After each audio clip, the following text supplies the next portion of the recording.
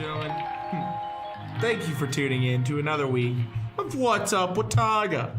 You know what I'm saying? I'm here. My name is Sam Spear. I'm Jacob. Jacob is an unhappy camper because if you're a fan of What's Up Watauga, you know in true What's Up Watauga fashion, we recorded a podcast and the program deleted it.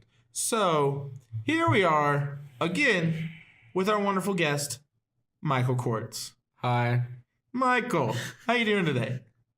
Well, How do you feel that you just wasted the past 50 minutes of your life? I left rehearsal a little early to show up here on time. Oh, thank you. Oh, don't worry. That's about actually it. nice of you. It's great. And then the podcast didn't record because whoever invented that software is terrible. Yeah, whoever developed that, I hope you die. Sincerely. I should probably cut that out. No, it's okay. Okay. No, it's fine. Please not like- die. Jacob Minton, everybody. He's promoting murder. Anybody who makes computer programs to record 3 mics is listening to What's Up Watauga. But if you are, your life is worthless and I hate you. We're just not fans. I'm just going to say it. Okay, Michael. Yes. Michael Corts. Yes. How do you spell Corts? Okay. C-O-R-T-S. Okay, so you just spell it wrong. Oh, I thought it was Yeah, Z. it's not Z. It's not Cortez. I'm not Hispanic. At least I don't know. But there's no E. If it was Z, it'd be Corts. Well, it's not Z either. It's not like a tennis court. It's not like a jail court or anything like that. It's not like the Rock Courts with a Q. I've had my name spelt wrong on official documents before, and it's really upsetting.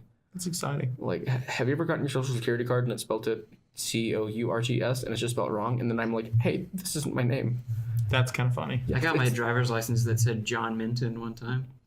That sounds like a serial killer. That's my dad's name.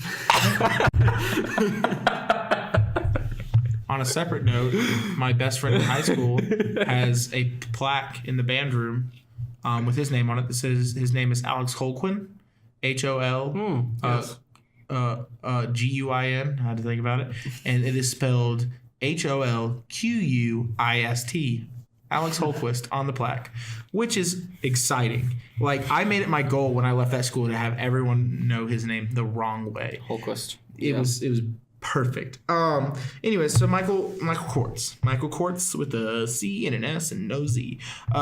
What is your major here at Appalachian State? I am a music education / performance major. Mm-hmm. And when you say / performance, what does that entail? So I'll be here for 4 years to get my music education degree in percussion, and then hopefully, if I'm a good enough player, I'll stay an extra year to get my master's in performance. That's exciting. So where are you from, Michael? I am from Garner, North Carolina, which I could just say I'm from Raleigh, like those people that say they're in Charlotte, but I'm not a scumbag. So Okay, real quick. So we've done this podcast twice. We've done this exact same podcast. This is the second time. You both times mentioned Charlotte. What do you have against people who say Who's from Charlotte? Because you've got Who someone hurt in you mind. from Charlotte? Look, I've met 10 people here from Charlotte. Every single one of them I've asked, where are you from? They're like, Charlotte. And then I'm like, all right, so we'll go on a big trip, right? And all of you live in Charlotte, so you can all pick each other or carpool up, right? And they're like, well, actually, we all live an hour away from each other. I'm like, if you all live in Charlotte, how do you live an hour away from each other? Well, they don't live in Charlotte. Some live in Cornelius. Some live in Fort Mill. I'm not calling out any names, and I'm not actually upset at you people because you're my friends. But don't say you live in Charlotte. Okay, back to Garner. So, I live in Garner, which is south of Raleigh. Sam, you've upset the guest. No. His fake friends who think they live in Charlotte upset him. Okay. Continue. I live south of Raleigh, in between Clayton, Fuquay, and Apex. If you know where that is. If you don't need to know where I live. Okay. What's your address? My address. Oh. And can we go back to the social security card and the My number? social security card? Well, just the number that's I on don't it. know it. Okay. You don't know your social security number? I think there's a 2 in there somewhere. Do Are you you? serious? Do you, John? Do you want John? Yeah, of course. You don't memorize. No, your I know my social- social security number. I'm Oh, not okay. an idiot. Then tell me. No. It has a couple of numbers in there. Maybe a letter or 2. I miss We're all using one mic, so I can't lean into the mic and say funny things. You can. You just gotta lean farther. I don't have mine memorized. I don't know it. I used to know it, but now I really don't. Sam, do you have your banner ID memorized? Oh God, no. I don't even go to school here. Okay, thank you. So because I was gonna roast you if you had your banner ID memorized, and not your social security Oh number. yeah, no. Does anyone memorize their banner ID? I have mine memorized, Oh. but that's because every time I log into anything, I have to know it because of music stuff. Okay. Speaking of music stuffs, so what do you like the Appalachian State music program and why? You didn't ask me this last time. That's because- okay. I honestly, my choices when I was in high school to go to school was either at Appalachian State University or University of North Carolina at Greensboro. Both schools are fantastic programs, fantastic music programs. Both Dr. Robert Falvo of App and Dr. Eric Willey of Greensboro are fantastic percussion professors as well, and I would have done fantastic at either one of them. However, I like the mountains. So I'm at Appalachian State, and the music program here is fantastic. If I had to criticize it any, I'd just say I'd want more time in my lessons. But that's about the only thing that I can see is a flaw. Now, the music program is fantastic. The ensembles are pretty great. I don't think we really have any weak links, if I was to say. Some schools are like really great in every section except their flutes. Their flutes are god awful. Well, that's not our school. Our school's pretty good, well rounded. That's exciting. So It's good to know that our flutes don't suck. come to our concerts. You'd hear. So you said your music education, right? Yes. So what happened in your time in Garner that led you to be a music education major? Yeah, so I was a musician going into high school, playing piano and cello, and that was it. And then I was pushed into band by my mom, who is a marching band alumni from Cary High School, and she fell in love with it. She even got, funny story, she got a full ride to Appalachian State for music and didn't take it because she met my dad, which is a love story. And here I am. However, she pushed me to go into band because she wanted to be a band mom so bad. And so I said, okay. I got into band. My director was like, so what do you play? And I said, piano. And he's like, there's no pianos in band. What are you doing here? And I'm like, I want to be in band. And so he's like, here's some drumsticks. Because, you don't need to know anything to play drums. You can be an idiot and you can play drums. Okay, he called himself an idiot. Did you not know drums before you got here? Before I got to where? Dab. No. I meant freshman year of high school. Oh, okay. No, if I... oh, man, I would be a prodigy. Insane. Quoting Sam on something he talked about when I posted something about my progress with music, he said, wow, this is amazing. And then I remembered you're a musician, so it's kind of eh. Well, I was just like, oh my God, like listen to this thing that Michael made. And then I was like, oh no, wait, no, this is like normal for him. Never mind. I didn't mean to diss you. No, it's fine. It's fine. I was just really impressed. Yeah, stay off my story. Okay. Anyway, so back to the why I'm an education major. I was in high school and I joined a band program and I was in the orchestra program of high school and we were just trudging along and I was better than most of the players in my band and orchestra program. I was first chair cellist. I was first chair percussionist my junior year. And so they said, hey, you want to student teach? So I student taught one class in my junior year with orchestra, and my senior year, I was only required to take 2 education things. Like that's it. I only had 2 credits for science and English. So the other 6 credits I spent in band and orchestra, both of which were in the same room, not at the same time. But I was in wind ensemble for 2 of those, taught 2 band classes with my teacher, and then the orchestra program is interesting because the school screwed her over by taking half of the intermediate players and half of the honors players and putting them in one class, the other half in the other class. And so she said, I can't teach them both together. So Michael, take the honors group and take them in the hallway and teach them. So I basically taught the top group of orchestra students for my entire senior year of high school. Like I was their teacher, which is why I fell in love with education and was like, I want to do this for a living. And I'm good enough to do this for a living, so I came to college. And here you are. Yes. Doing it for not for a living yet, but learning how. Yeah, I'm a performance major because I don't think enough band directors and orchestra directors are good enough at their instrument. I honestly think a lot of directors suck at their instrument and should be better. And so, yeah. Yo, if you've ever worked with Michael Corts, he is calling you out. You suck. Only some of them. Look, there's something called playing with your orchestra when you're teaching them, and I think that's a wonderful technique. And it also makes sure you're a good player. That's really smart. I 100% agree with that. I used to be in this is a little bit different, but I used to be in jazz band in high school where I played guitar, and none of them knew anything about our entire rhythm section. So like guitar, bass, and drums, they didn't know anything about it, and they just threw music at us, and they were like, figure it out, and then they would talk to trumpets forever. It sucked. I hated it, and that's why. Yeah, no, as a percussionist, I can definitely sympathize with that. You know, when you get a band director that's not a percussionist, they don't talk to you. Yeah, they really don't. They just leave you in the back to figure everything out, and then you get percussionists that are seniors that still don't know how to play in your top group, and your band sounds like garbage. And then they'll get mad at you because you haven't progressed. You won't know what you're doing, and the band director's like, hey, why can't you play the music? Why are you garbage? And you're like, because you made me this way. I mean, it's like Frankenstein and his creature. It's just sort of, it's terrible. So, band directors, please, learn every instrument, know every instrument, teach every instrument, and don't disregard percussionists. Step it up. Yeah, really. Pull it together, band directors across this damn country. It's true. Okay? Pull it together. Oh, and stop breaking rule number 1. It makes us look bad. What? What's rule number 1? Okay, so you got 3 rules, right? Uh-huh. So, rule number 1 is don't touch the kids. Don't touch the kids. I think that's rule number 1 anywhere. Probably. Rule number 2 is don't touch the money. Don't touch the money. Rule number 3 is don't touch the kids. Oh, wait. Twice? Yes, it's that important. Oh, okay. That's fair. I think that's fair, though.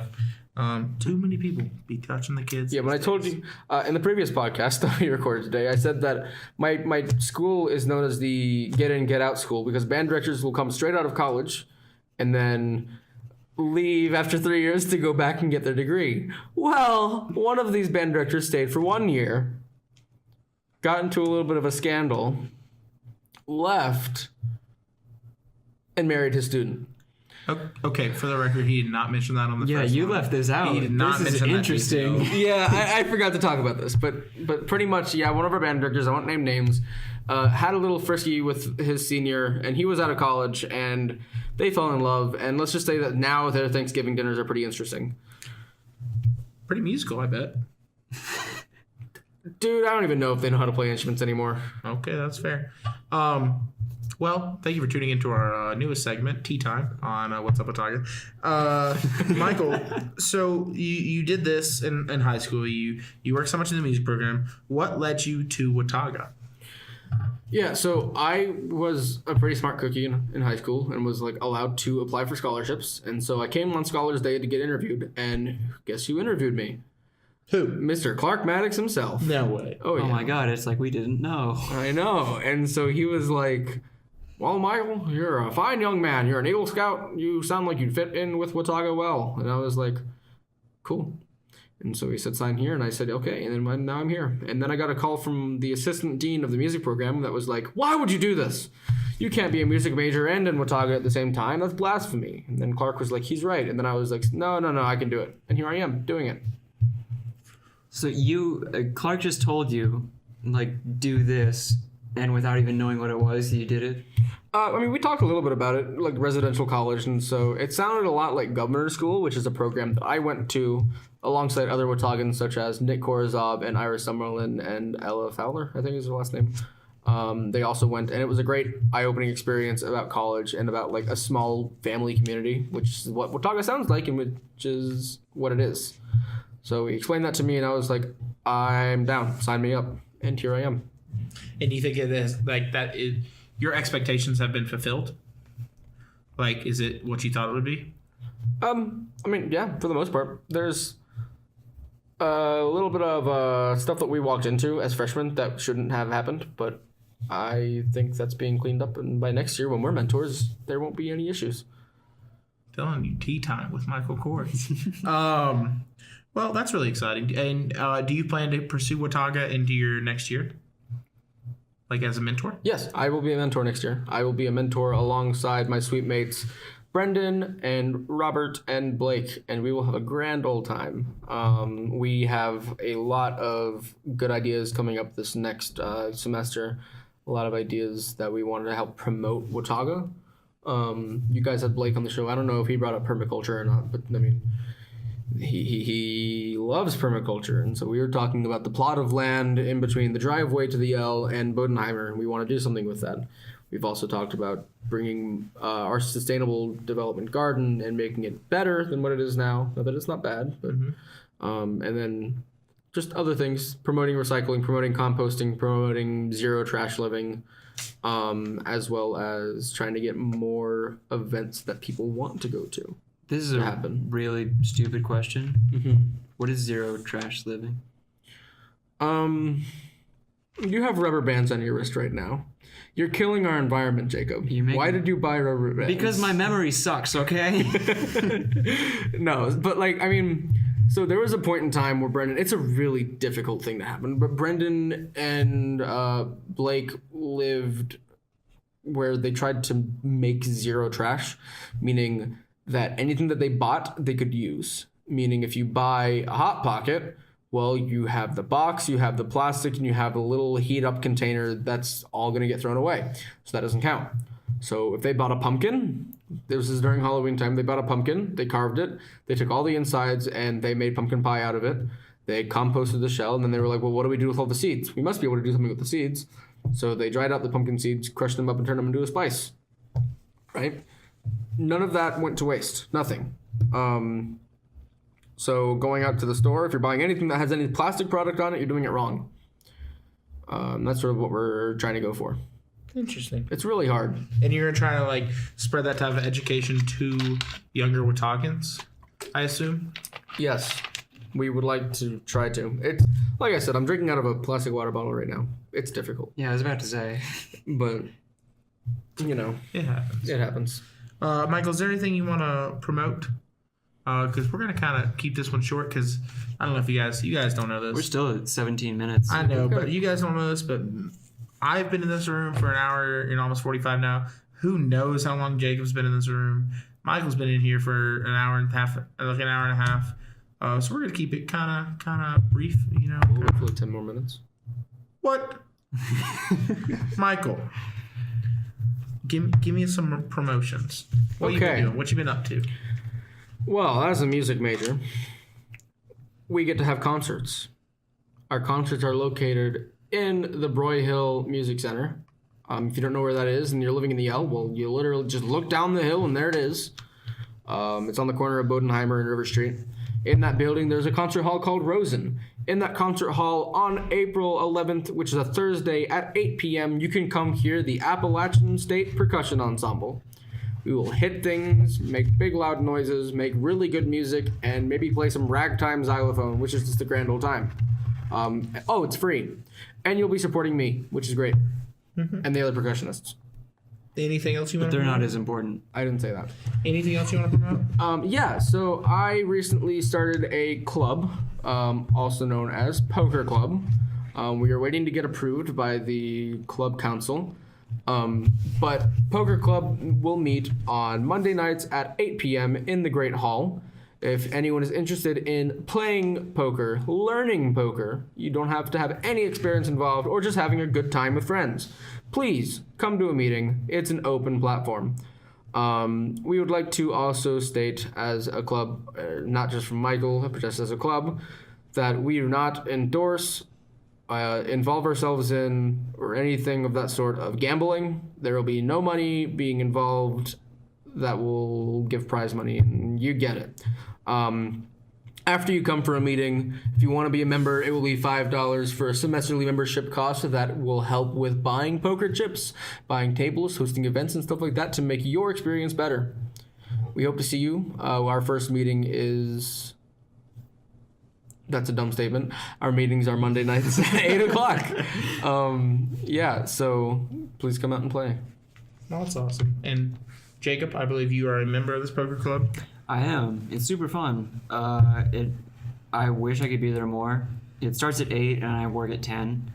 So I kind of have to leave early. At least I did in the last one. I might suck next time and strike out. But you were also saying that you have later games for the losers. So we are now, as a club council, we've voted that we were going to have 2 games happen at the Great Hall. So our first game begins at 8:15 on the dot, so you need to be there 15 minutes prior. However, if you cannot make this game and are going to be late, there's a second game starting at 9:15 to 9:30. This game will be half as many chips, will probably take half as long as the first game, and promotes everyone that got out. So we like to call it the loser's game. Sometimes it's a second chance game, or it's just a year late game, you know. But it's just as important, and winning feels just as good. It's true. Ladies and gentlemen, thank you for listening in. This is What's Up Watauga. Now available on YouTube. Not available on SoundCloud, so don't look there. It's just not going to be there. Spotify is a maybe in the coming future, but that takes a lot. It takes a lot to get onto Spotify. So just keep looking us up on YouTube. They're not too long, so you can sit there and look at Jacob's beautiful graphic for a while and just put it on while you're cleaning your room or doing something of that sort. Thank you. So that's the first person I've ever heard talk about my graphic. It's beautiful. It's beautiful. We talked about your graphic. Oh. Me and Kevin. Well, I'm just being rude then. With you there. Oh, we were sitting in the room and we were talking about your graphic, Jacob. That's true.